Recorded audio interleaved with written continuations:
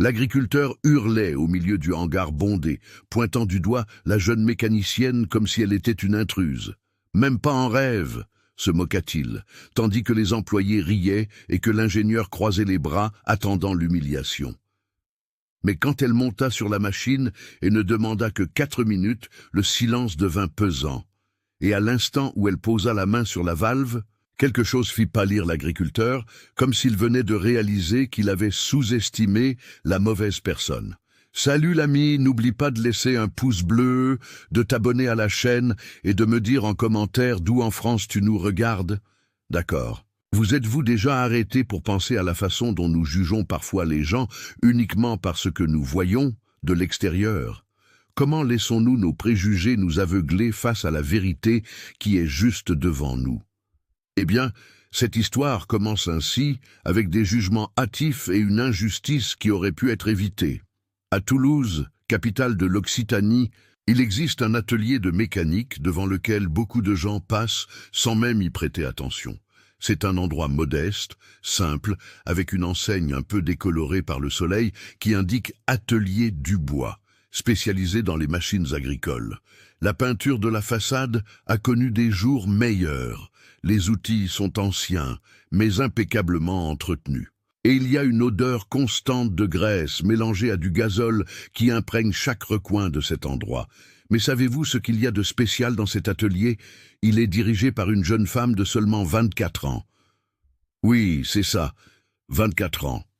Une femme, et pas n'importe quelle femme, c'est Raphaëlle Dubois, une jeune femme mince d'1,65 m, aux cheveux châtains toujours attachés en une queue de cheval pratique, aux mains petites mais étonnamment fortes, calleuse à force de tenir des outils lourds depuis son plus jeune âge.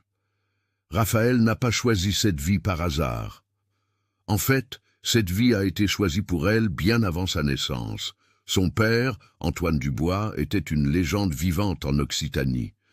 Pendant 30 ans, il a été considéré comme le meilleur mécanicien de tracteurs et de moissonneuses-batteuses de toute la région. Les gens venaient de fermes situées à plus de 300 km de distance, juste pour que Monsieur Antoine examine leurs machines. Il avait un don, un talent presque surnaturel pour comprendre les machines, rien qu'en écoutant le son qu'elles produisaient. Et Raphaëlle, elle a grandi en respirant ce monde, dès l'âge de 6 ans, tandis que d'autres filles de son âge jouaient à la poupée ou sautaient à la corde. Elle était sous des tracteurs gigantesques, observant son père travailler. Antoine ne l'a jamais empêché. Au contraire, il voyait en elle la même passion qu'il avait, la même curiosité insatiable, le même respect pour les machines. « Ma fille », disait-il souvent avec cet accent traînant typique de la campagne, « une machine, c'est comme une personne, elle a sa personnalité, sa manière d'être, et quand elle est malade, elle te le fait savoir, il suffit de savoir écouter. » Et Raphaëlle a appris à écouter. Mon Dieu, comme elle a appris. À 12 ans, elle savait déjà identifier les problèmes dans les systèmes hydrauliques.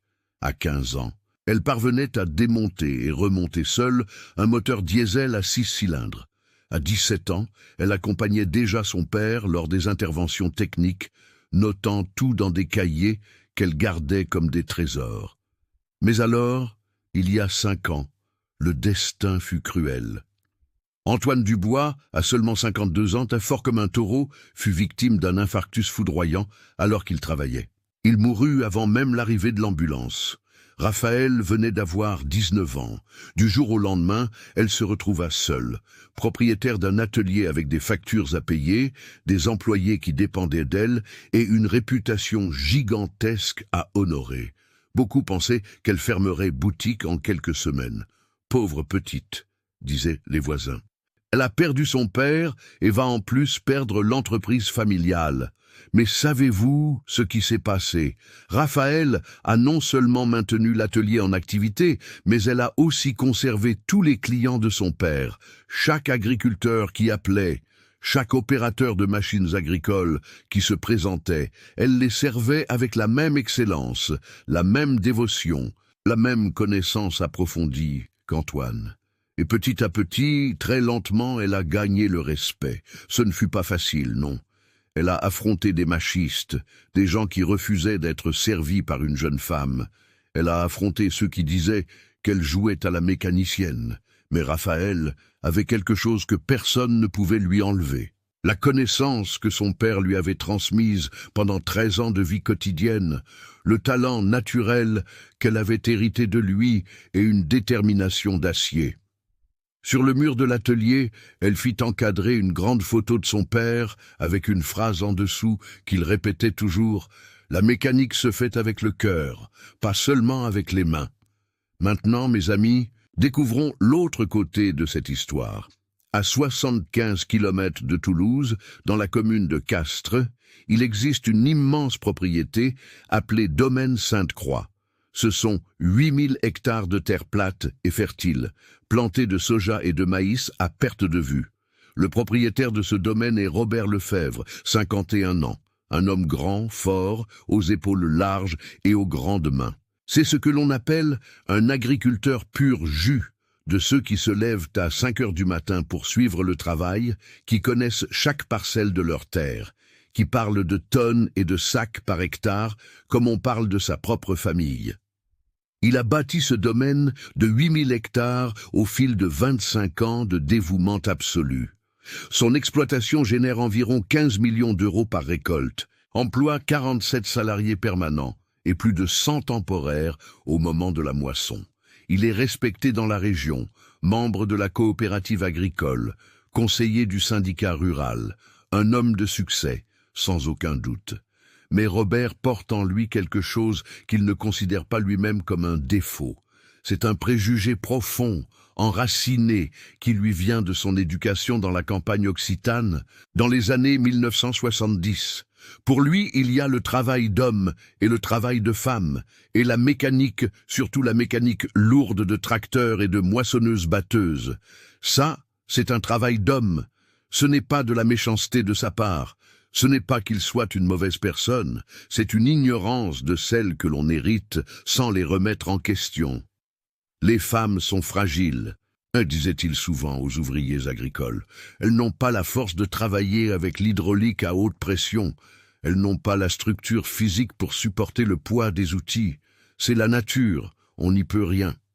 Et chaque fois que quelqu'un suggérait d'embaucher une femme pour l'équipe de maintenance du domaine, il refusait sur le champ. Je ne veux pas de problèmes ici, moi. Les femmes travaillant à la cuisine, au bureau, ces choses-là, la mécanique, c'est une affaire d'hommes.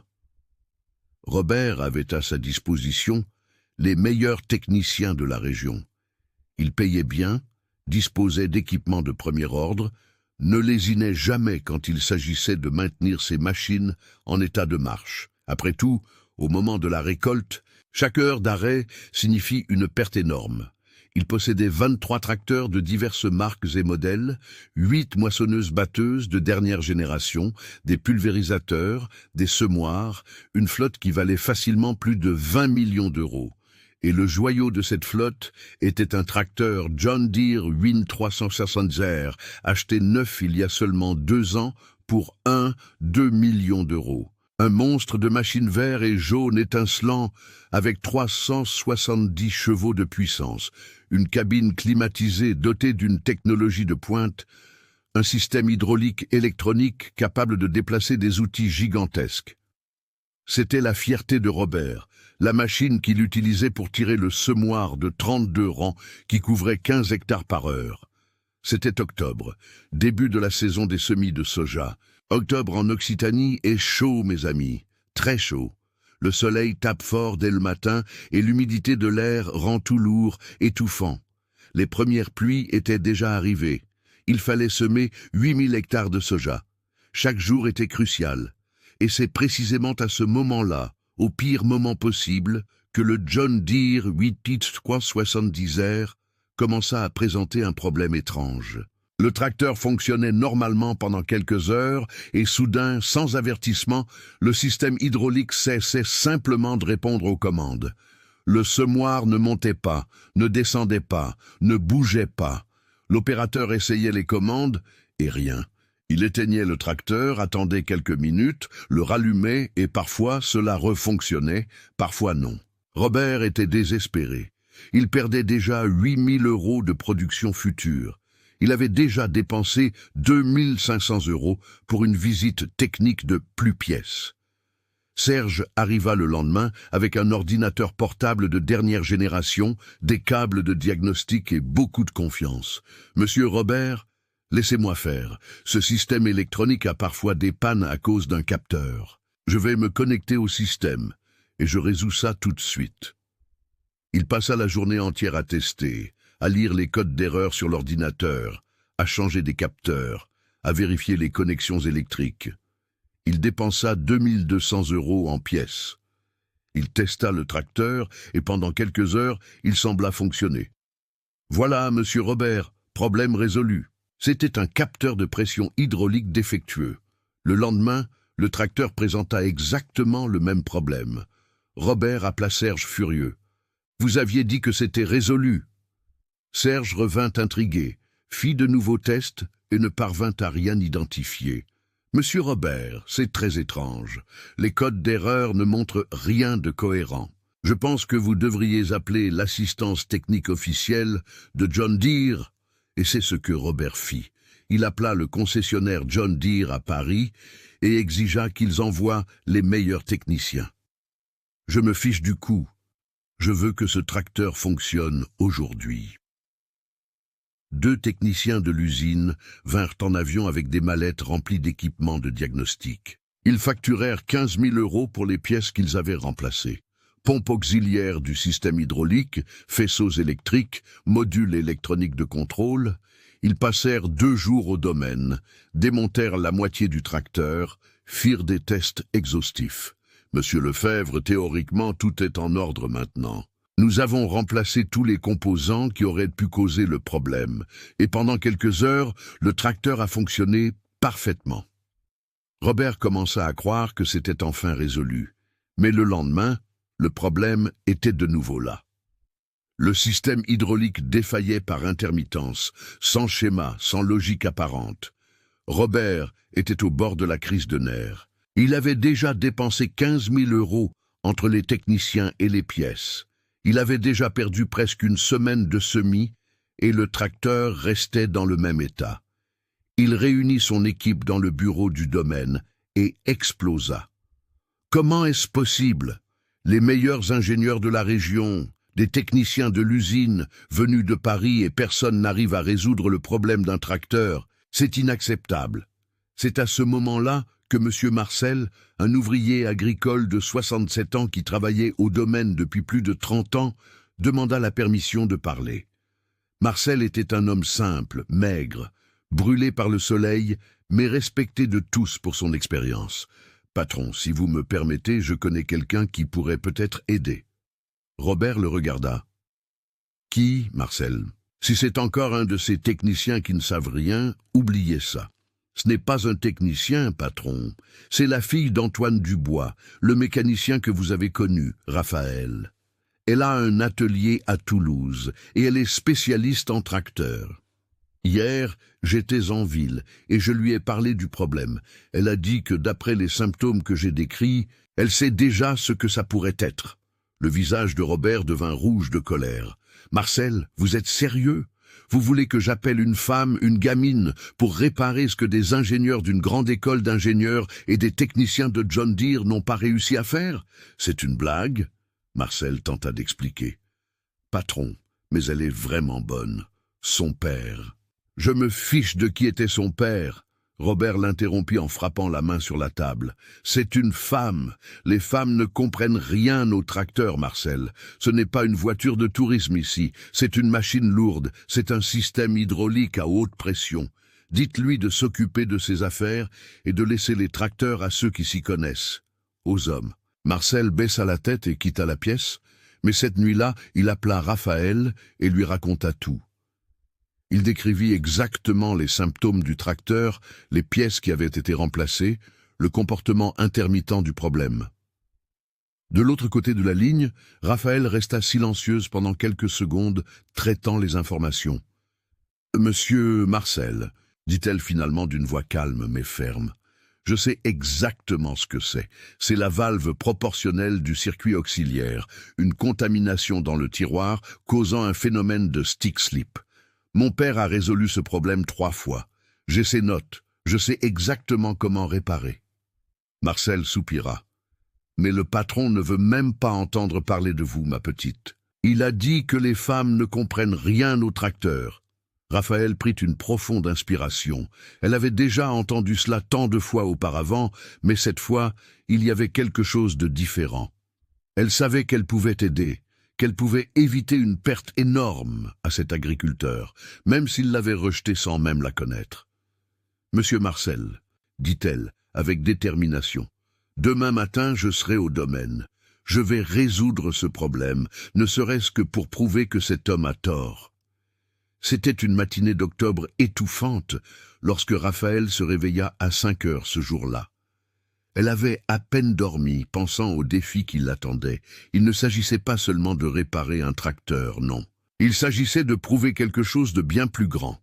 Il s'agissait de montrer que le préjugé de cet agriculteur lui coûtait cher, et que le talent n'a absolument rien à voir avec le genre. Elle prit rapidement son café, enfila sa combinaison de travail bleue, la même qu'elle portait tous les jours, tachée de graisse, avec le nom Dubois brodé sur la poitrine. Elle attacha ses cheveux en une queue de cheval bien serrée, chaussa ses bottes de travail et prit la boîte à outils de son père.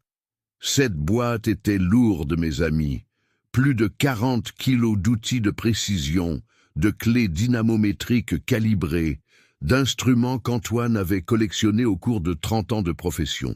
Elle mit tout dans la benne de son vieux Renault Master de 1998, qui affichait 100 000 km au compteur, mais qu'elle maintenait en parfait état de marche. Le moteur diesel démarra avec ce rugissement caractéristique et Raphaël partit en direction du domaine Sainte-Croix. La route était belle à 7 heures du matin. Le soleil se levait encore, peignant le ciel d'orange et de rose, et les champs de soja s'étendaient à l'infini des 2 côtés de la route. Mais Raphaël remarquait à peine le paysage. Sa tête était concentrée sur le problème qu'elle savait qu'elle allait rencontrer. Valve proportionnelle RE 33612, murmura-t-elle pour elle-même. Contamination par huile inadéquate, stick slip, 4 minutes. Je peux le faire. Quand elle franchit le portail du domaine Sainte-Croix à 7h15 du matin, la différence entre son monde et celui de cet endroit était frappante. La loge était imposante, avec une guérite vitrée et un agent de sécurité en uniforme. Les panneaux indicatifs étaient professionnels, impeccables. Au loin, elle pouvait apercevoir le bureau central du domaine, un bâtiment moderne de 2 étages, entièrement vitré. Sur le parking, des pick-up neufs, des SUV importés, des véhicules qui coûtaient plus cher que tout son atelier. Et là, elle était dans son vieux Renault Master, taché de boue, avec le logo délavé de l'atelier sur la porte. Le contraste ne pouvait être plus grand. L'agent de sécurité de la loge fronça les sourcils quand elle s'arrêta. « Bonjour. Mademoiselle, pour quelle raison venez-vous » Raphaël répondit poliment. « Je suis venu parler à monsieur Robert Lefebvre au sujet du tracteur John Deere, qui a un problème. » L'agent de sécurité la regarda de haut en bas, clairement confus. « Mademoiselle, avez-vous un rendez-vous » Raphaël prit une profonde inspiration. « Non, mais monsieur Marcel, un employé d'ici, m'a appelé. » L'agent de sécurité prit sa radio, trouvant manifestement toute cette situation très étrange. « Monsieur Marcel, il y a une jeune femme ici à la loge qui dit qu'elle est venue pour le tracteur. » À travers les grésillements de la radio, la voix de Marcel répondit « Laissez-la entrer. » Raphaël gara son utilitaire près du bureau, entre les véhicules de luxe, et le contraste était presque comique. Elle descendit, prit sa boîte à outils et se dirigea vers l'entrée. Chaque pas était un mélange de détermination et de nervosité. Elle savait ce qu'elle était sur le point d'affronter. À l'intérieur du bureau, il y avait la climatisation glaciale, un sol en porcelaine brillante, des meubles modernes. Derrière une grande table, une secrétaire d'environ 45 ans tapait sur l'ordinateur. Quand Raphaël entra, La femme leva les yeux et afficha une expression de surprise, suivie de quelque chose qui ressemblait à de la condescendance. « Oui, je peux vous aider ?» La voix était cordiale, mais il y avait un ton de dédain presque imperceptible. Raphaël posa sa boîte à outils par terre et répondit « Bonjour, je suis Raphaël Dubois de l'atelier Dubois. Je suis venu parler à monsieur Robert Lefebvre. » La secrétaire cligna des yeux, traitant l'information. Puis, elle laissa échapper un petit rire. Elle regarda Raphaël de haut en bas, remarquant sa combinaison usée, ses bottes fatiguées, sa vieille boîte à outils. « Ma petite, monsieur Robert a déjà dépensé une fortune avec les meilleurs techniciens de la région. » Elle s'arrêta, comme si elle se retenait de ne pas être trop grossière. « Vous pensez pouvoir faire quelque chose qu'ils n'ont pas réussi ?»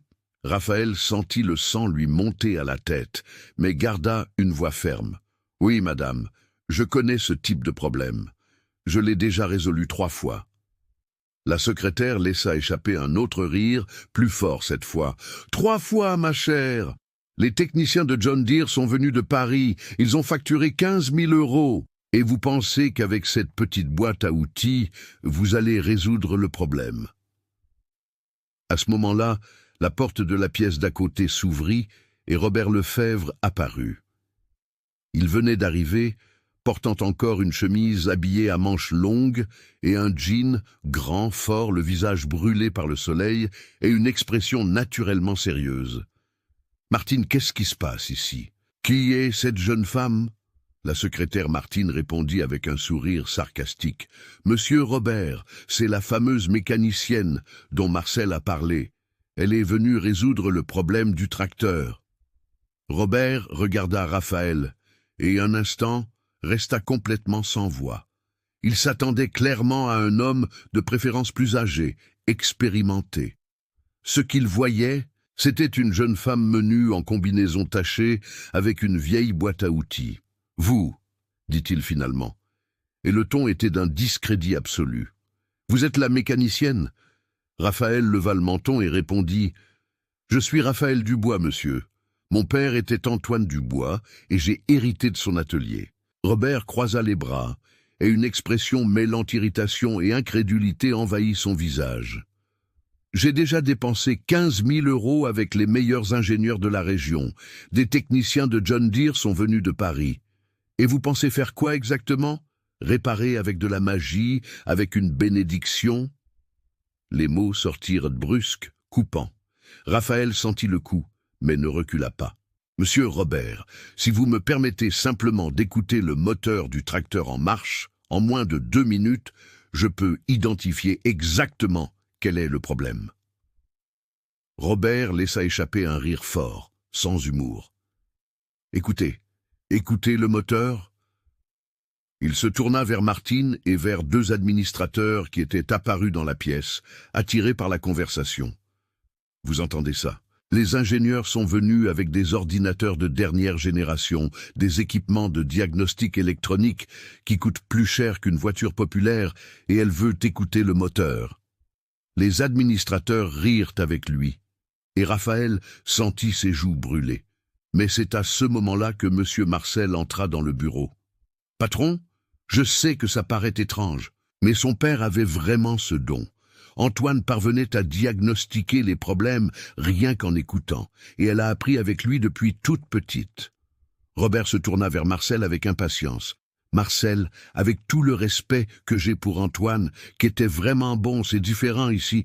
C'est un John Deere 8 370, un tracteur de 1 million d'euros avec un système électronique ultra complexe.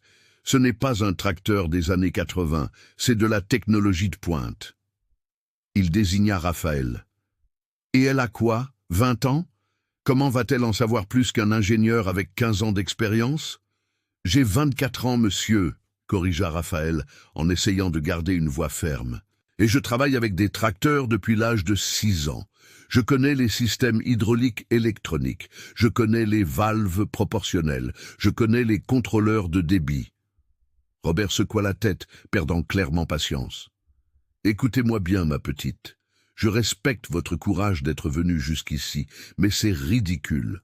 Retournez à votre atelier et allez réparer des Twingo. des Clio. Ces choses que vous devez comprendre. Un tracteur, ce n'est pas un jeu, c'est une machine lourde, c'est un système hydraulique à haute pression. Vous savez ce que c'est, 210 bars de pression? Vous savez ce qui se passe si un flexible hydraulique éclate, ça peut tuer une personne. Il continua, et maintenant sa voix avait un ton presque paternel, condescendant. De plus, vous êtes une femme. Je ne suis pas sexiste, c'est un fait. Une femme n'a pas la structure physique pour travailler avec de l'hydraulique lourde. C'est de l'anatomie, de la biologie. Ce n'est pas une insulte, c'est la réalité. Raphaël sentit ses yeux picoter, mais ne laissa aucune larme couler. Elle prit une profonde inspiration et dit avec un calme qu'elle-même ne savait d'où il venait. « Monsieur Robert, la mécanique ne se fait pas seulement avec la force. Elle se fait avec la connaissance, avec la technique, avec le dévouement.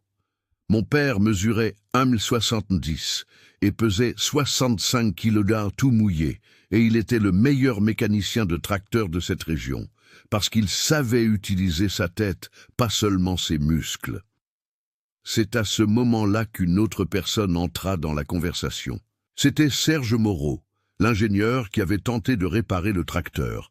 Il était au domaine, essayant une fois de plus de résoudre le problème, et avait entendu la discussion.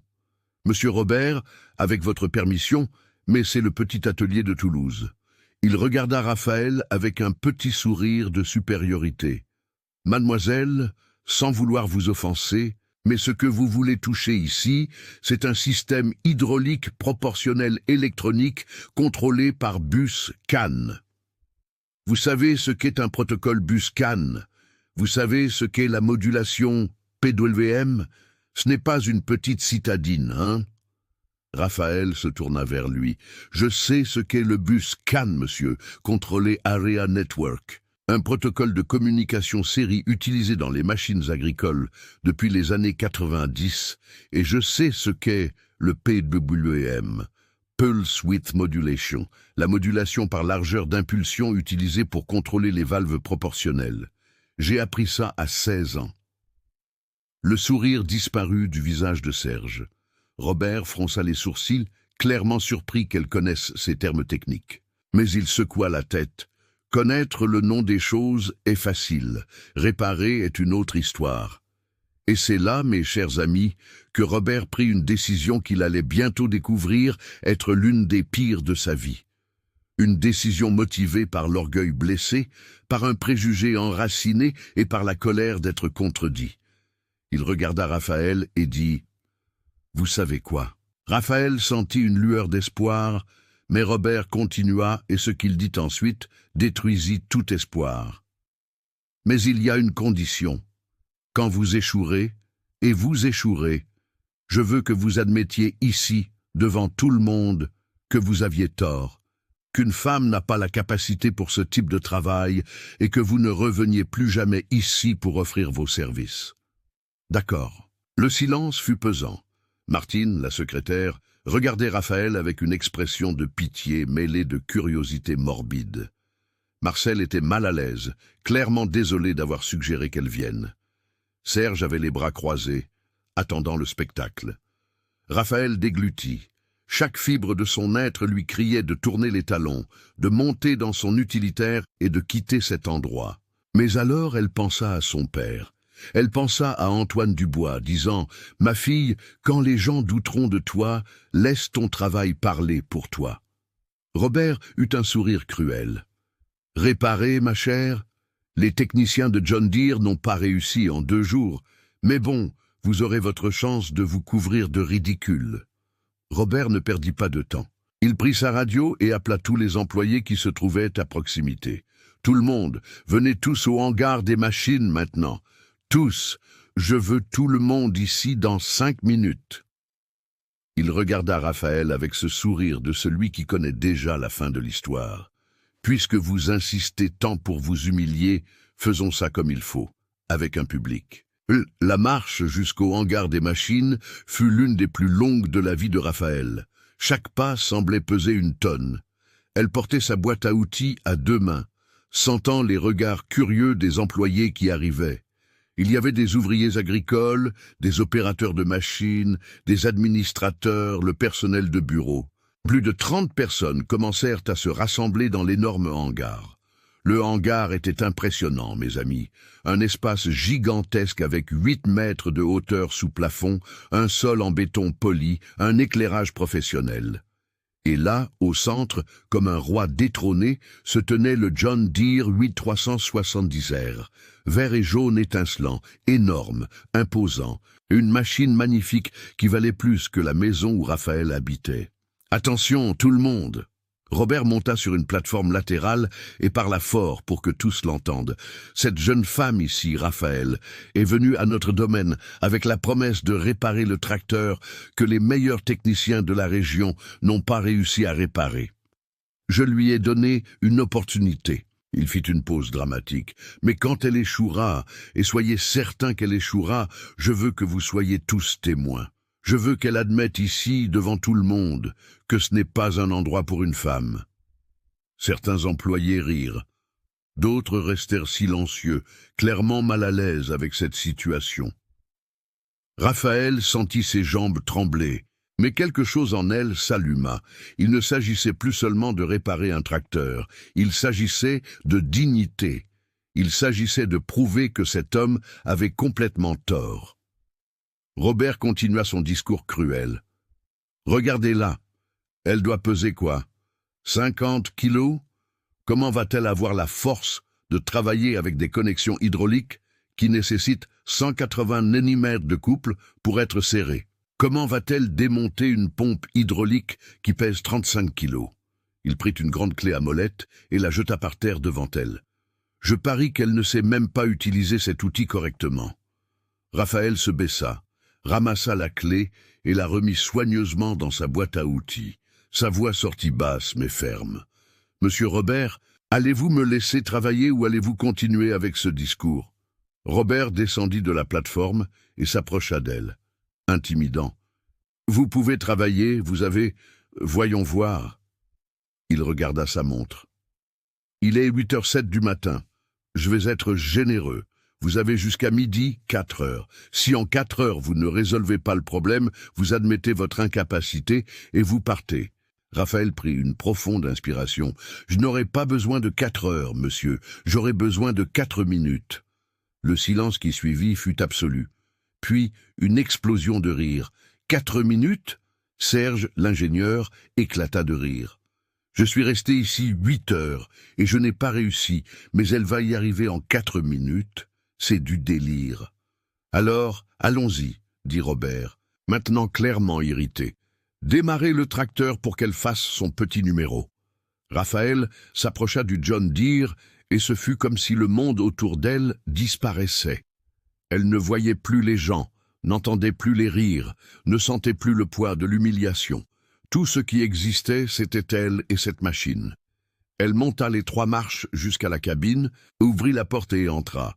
La cabine était luxueuse, climatisation, siège à suspension pneumatique, écran LCD affichant tous les paramètres de la machine. Elle s'assit, ajusta le siège, attacha sa ceinture de sécurité et tourna la clé. Le moteur diesel à 6 cylindres rugit, prenant vie avec un son profond et puissant, 370 chevaux de puissance vibrant sous ses pieds. Raphaël ferma les yeux et commença à travailler.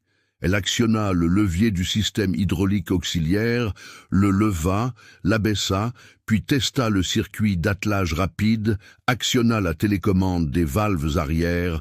Tout fonctionnait parfaitement. Elle augmenta le régime moteur à 100 Pentéschramin, puis à 2100 Pentéschramin. Tout restait normal.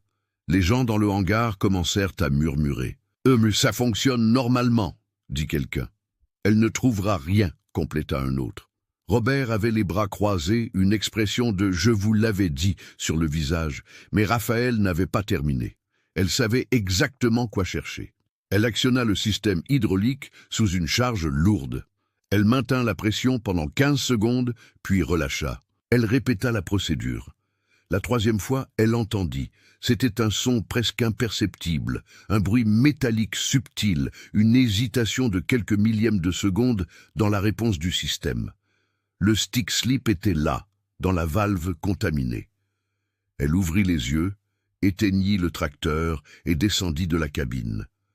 Quand ses pieds touchèrent le sol du hangar, elle se tourna vers Robert avec une expression complètement différente. Ce n'était plus la jeune femme intimidée, c'était une professionnelle qui savait exactement ce qu'elle faisait. « Monsieur Robert », dit-elle, et sa voix résonna dans le hangar silencieux. « Le problème est une contamination dans la valve proportionnelle du circuit hydraulique auxiliaire, code de la pièce RE33611. Il y a des particules dans le tiroir de la valve, causant un phénomène appelé stick slip, qui est une adhérence suivie d'un glissement soudain. Cela provoque l'intermittence que vous constatez. » Le silence était sépulcral. Serge fronça les sourcils.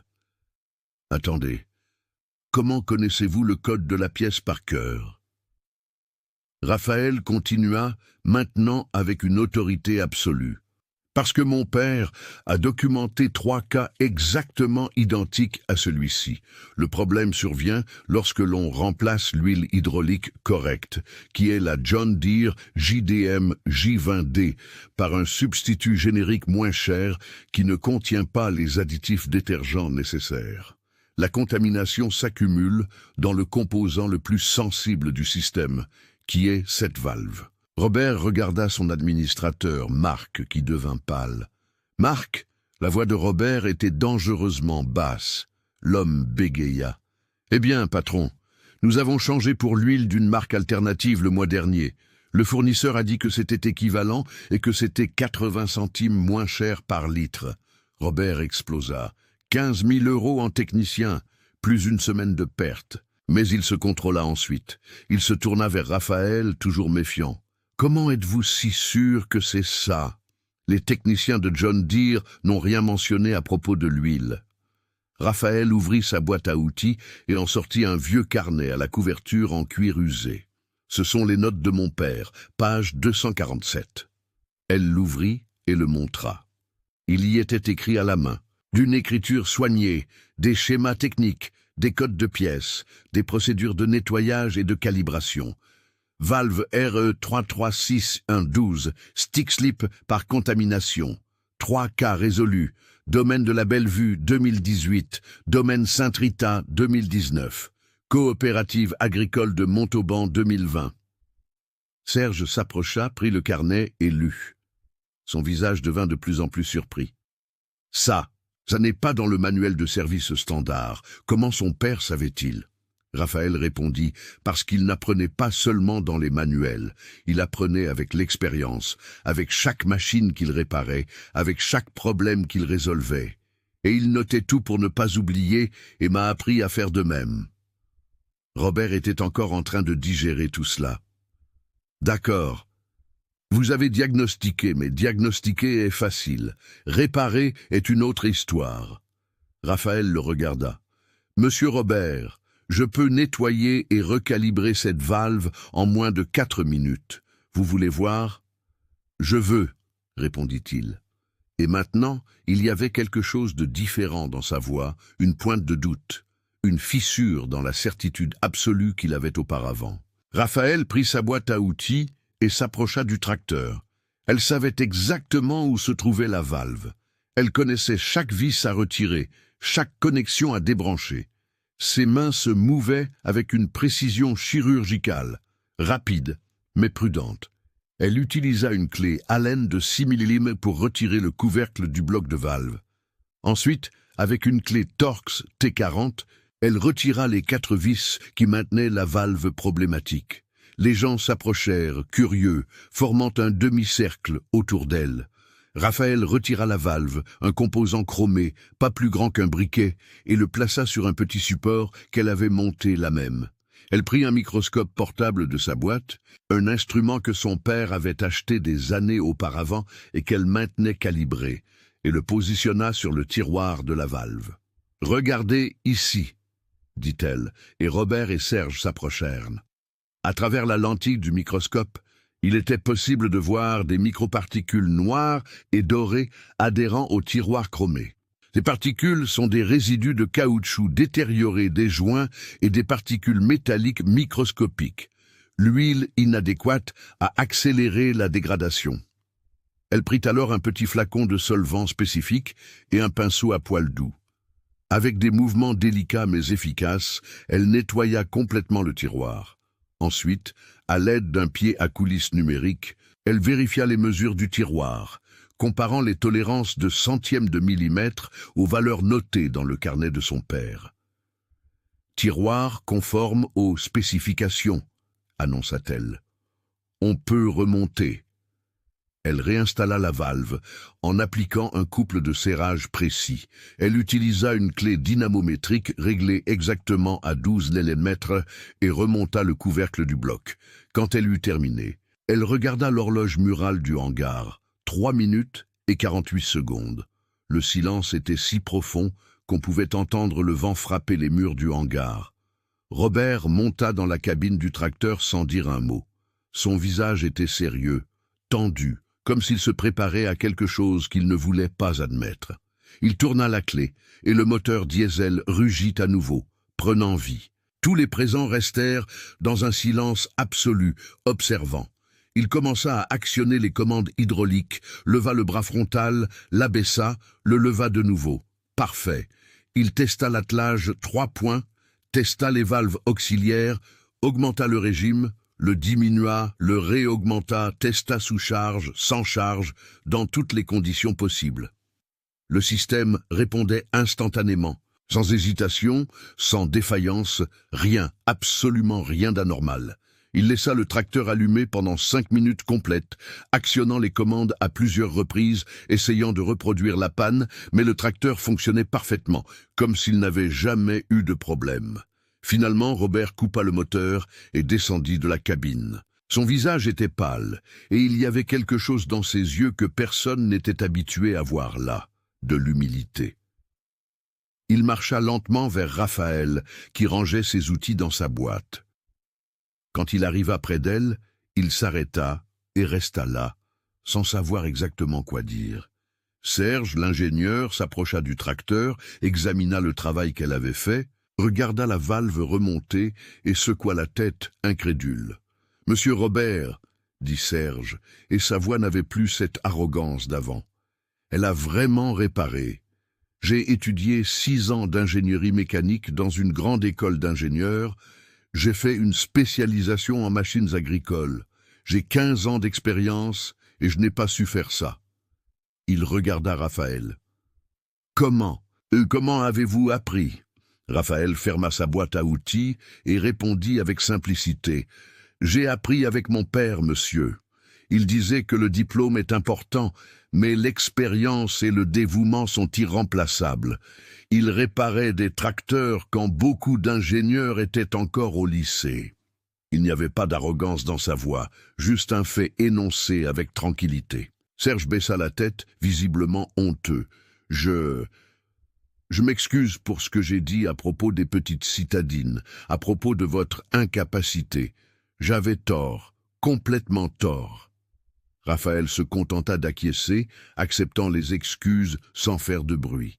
Ce fut alors que Robert retrouva enfin sa voix. Il s'approcha davantage de Raphaël et pour la première fois, depuis qu'elle était arrivée, il la regardait non pas comme une jeune femme intruse, mais comme une professionnelle. « Raphaël, » commença-t-il, et il y avait quelque chose de différent dans son ton, quelque chose qu'elle ne s'attendait pas à entendre. De la vulnérabilité. Comment une personne de 24 ans sait faire ce que des ingénieurs diplômés ne savent pas? Raphaël le regarda dans les yeux. « Monsieur Robert, j'ai 24 ans, mais j'ai 18 ans d'expérience avec les tracteurs. J'ai commencé à 6 ans en observant mon père travailler. À 10 ans, je savais déjà identifier chaque composant d'un système hydraulique. À 15 ans, je démontais et remontais des moteurs seuls. Quand mon père est mort, j'avais 19 ans et j'avais déjà travaillé sur des centaines de machines à ses côtés. » Elle fit une pause et continua, et maintenant, il y avait de la fermeté dans sa voix. « Être une femme ne me rend pas moins capable, monsieur. J'ai grandi dans ce milieu. Pendant que d'autres filles de mon âge faisaient d'autres choses, j'étudiais des manuels techniques, j'apprenais les systèmes d'injection électronique, l'hydraulique proportionnelle. Je me suis dévoué. Le talent n'a pas de genre. La compétence n'a pas de genre. Robert ferma les yeux un instant, comme si les mots de Raphaël avaient percé quelque chose en lui. Quand il les rouvrit, il y avait de la honte. « Les 15 000 € que j'ai dépensés ?» dit-il presque dans un murmure. « Vous auriez pu éviter cette perte dès le début, mais je ne vous ai pas écouté. Je vous ai jugé sur votre apparence, sur votre genre, sans même vous donner la chance de montrer ce que vous savez faire. » Monsieur Marcel, qui avait tout observé d'un coin du hangar, s'approcha. « Patron, j'ai essayé de vous prévenir. Antoine était un génie et Raphaël tient de lui. Elle est aussi bonne que son père l'était. » Robert acquiesça, digérant cette douloureuse vérité. Il se tourna vers tous les employés qui étaient encore dans le hangar, observant cette scène historique. « Tout le monde, » dit-il, et sa voix était maintenant différente, chargée d'émotion. « Vous avez été témoin de mon ignorance. Aujourd'hui, j'ai humilié une professionnelle exceptionnelle, basée sur des préjugés que je ne savais même pas que je portais, et j'avais tort. » Il fit une pause. Complètement tort. Beaucoup d'employés restèrent silencieux. Certains acquiescèrent, d'autres semblaient mal à l'aise avec la situation. Martine, la secrétaire qui avait été si condescendante avec Raphaël au bureau, était arrêtée à la porte du hangar, la main sur la bouche, clairement honteuse de la façon dont elle avait traité la jeune femme. Robert se tourna de nouveau vers Raphaël. « Combien facturez-vous pour le service ?» Raphaël réfléchit un instant. « C'est 800 €, monsieur. Visite technique et réparation. » Robert secoua immédiatement la tête. « Non, 800 €, c'est beaucoup trop peu pour ce que vous avez fait. Vous m'avez fait économiser 15 000 € en techniciens inutiles, et vous m'avez évité de perdre d'autres jours de semis. Vous m'avez sauvé d'une perte gigantesque. » Il sortit son téléphone de sa poche et fit un virement bancaire sur le champ. 30 000 € pour le service. Ce n'est pas une faveur, ce n'est pas de la charité, c'est le juste prix pour la valeur que vous avez générée. Raphaël tenta de protester, mais il leva la main. Ne discutez pas, vous méritez chaque centime. Raphaël prit son téléphone et vit la notification du virement. 30 000 €. C'était plus d'argent qu'elle ne gagnait habituellement en un mois entier à l'atelier. Elle sentit ses yeux picoter, mais pas de tristesse. C'était un mélange de soulagement, de validation, de justice rendue. « Mais il y a autre chose, » continua Robert. « Je dois vous demander pardon. Pardon de vous avoir humilié, de vous avoir jugé, de vous avoir traité comme inférieur, alors que vous êtes une professionnelle extraordinaire. Mon préjugé m'a aveuglé et m'a presque coûté la récolte. J'avais tort, et je suis vraiment, vraiment désolé. » Raphaël regarda cet homme grand, puissant, l'un des plus grands agriculteurs de la région, lui demandant pardon. Une jeune mécanicienne d'un atelier modeste. Elle vit que la demande était sincère, que la transformation en lui était réelle. « J'accepte vos excuses, monsieur, » dit-elle, et sa voix était ferme, mais sans rancune. Robert respira profondément. « Et je veux vous faire une proposition. » Raphaël fronça les sourcils, curieuse. « J'ai 23 tracteurs, 8 moissonneuses-batteuses et divers outils ici au domaine. Je dépense 100 000 € par an en maintenance externalisée, qui, comme vous venez de le prouver, n'est de loin pas aussi bonne que je le pensais. » Il continua. « Je veux que vous deveniez la mécanicienne officielle du domaine Sainte-Croix.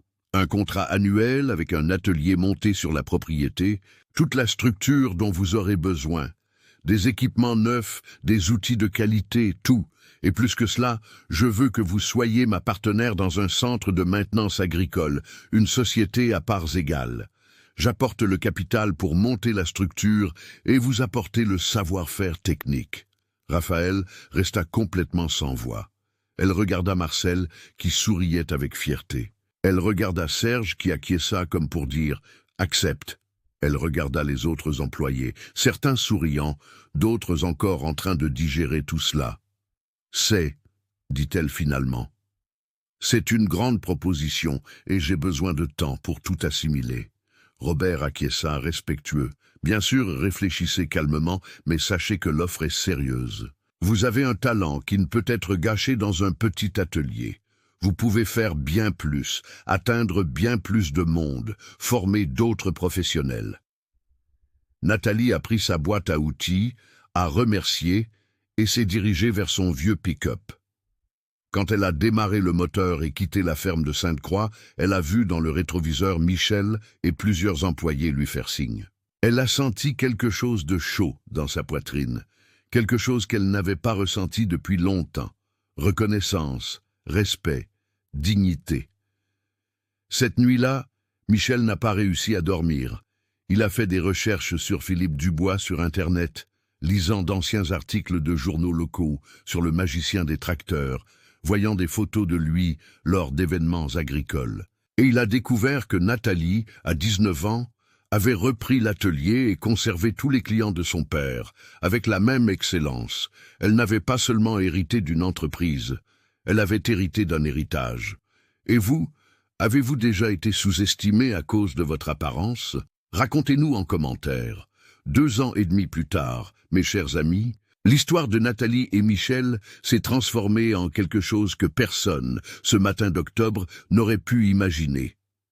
Le centre de maintenance agricole Dubois à Montélimar est devenu une référence dans toute la région Occitanie. C'est une structure impressionnante. 2000 mm2, équipée des meilleurs outils et technologies disponibles sur le marché. Pont roulant de 5 tonnes. Équipement de diagnostic électronique de dernière génération. Banc d'essai hydraulique, tout ce qu'un mécanicien pourrait rêver d'avoir. Et Nathalie, elle est l'associée égalitaire, respectée non seulement par les employés, mais par toute la région. Elle dirige une équipe de 8 mécaniciens hautement qualifiés, et parmi eux, 3 sont des femmes qu'elle a personnellement recrutées et formées. Julie, 22 ans, spécialiste en systèmes électriques, Patricia, 28 ans, experte en moteur diesel, et Camille, 20 ans, la plus jeune, qui apprend tout comme Nathalie l'a appris de son père. Le centre dessert plus de 50 fermes dans la région et, au cours de la première année d'exploitation, ils ont collectivement fait économiser plus de 3 millions d'euros à leurs clients en évitant des maintenances inutiles et grâce à des diagnostics précis. La réputation du centre a tellement grandi que des agriculteurs des départements voisins ont commencé à y apporter leurs machines. Michel s'est complètement transformé. Cet homme, qui ne croyait pas que les femmes pouvaient travailler avec des machines lourdes, est maintenant l'un des plus grands défenseurs de l'égalité des sexes dans l'agro-industrie. Il a été invité à donner des conférences dans des coopératives et associations rurales de toute la France. Et à chaque conférence, il raconte ouvertement son histoire avec Nathalie. Il ne cache pas sa honte initiale, n'atténue pas les préjugés qu'il avait, utilise sa propre transformation comme leçon. 20 000 euros et a failli me coûter ma récolte, dit-il à des auditoires de centaines d'agriculteurs. Mais cela m'a coûté quelque chose de bien plus cher. Cela m'a presque coûté l'opportunité de rencontrer l'une des professionnelles les plus talentueuses que j'ai jamais vues en 30 ans d'agro-industrie. Lorsque nous jugeons les gens sur leur apparence ou leur genre, c'est nous qui perdons. La ferme de Sainte-Croix, sous la supervision technique de Nathalie, a réduit de 60% ses pannes de machines. Le programme de maintenance préventive qu'elle a développé spécifiquement pour les conditions de l'Occitanie est devenu un cas d'étude dans la région. Michel estime que lors de la dernière récolte, rien qu'avec la réduction des arrêts imprévus et l'augmentation de l'efficacité opérationnelle, il a réalisé 2,8 millions d'euros de bénéfices supplémentaires. Sur le mur principal du centre de maintenance, bien au centre où tout le monde peut les voir, il y a 2 portraits encadrés côte à côte. L'un est celui de Philippe Dubois, avec ce sourire chaleureux dont tous ceux qui l'ont connu se souviennent avec tendresse. L'autre est une photo de ce jour historique dans le hangar. Nathalie, à côté du John Deere 8 piles 370R réparé, avec sa boîte à outils à ses pieds, le visage sérieux, mais les yeux brillants de détermination. Sous les portraits, une plaque de bronze avec une phrase que Michel a fait graver. La plus grande erreur est de juger la capacité par l'apparence. La plus grande sagesse est de reconnaître le talent où qu'il se trouve. Nathalie, aujourd'hui âgée de 26 ans, n'est plus cette jeune femme intimidée qui est arrivée à la ferme de Sainte-Croix ce matin chaud d'octobre. Elle est une entrepreneuse à succès, une mentor pour les jeunes femmes qui rêvent de travailler dans la mécanique. Une preuve vivante que la compétence n'a pas de genre. Mais elle n'a pas oublié d'où elle venait. Son vieux pick-up de 1998 est toujours là, garé devant le centre, rutilant et bien entretenu, comme un souvenir de ses origines. Et Michel a appris la leçon la plus importante de sa vie, que le préjugé n'est pas seulement moralement répréhensible, mais qu'il est une stupidité financière et humaine, que le talent peut se trouver chez n'importe qui, indépendamment du genre, de l'âge ou de l'apparence, et que reconnaître ses erreurs et changer est la plus grande preuve de force qui existe. Parfois, mes chers amis, les meilleures transformations naissent de nos pires erreurs. Et cette histoire prouve qu'il n'est jamais trop tard pour apprendre, pour changer, pour grandir, car au final, ce qui importe n'est pas d'où nous venons ou à quoi nous ressemblons, mais ce que nous sommes capables de faire quand on nous donne l'opportunité de montrer notre valeur.